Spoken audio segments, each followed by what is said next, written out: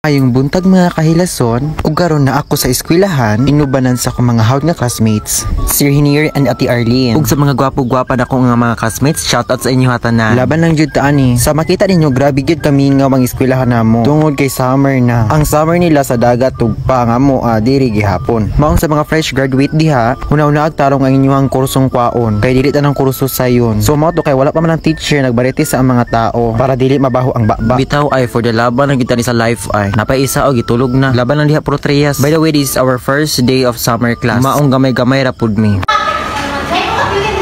So karon ato dire sa Panaglip. Panaglip.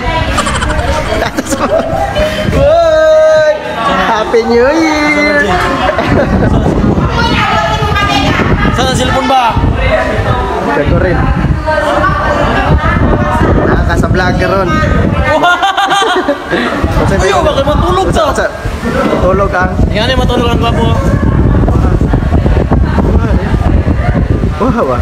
Wow.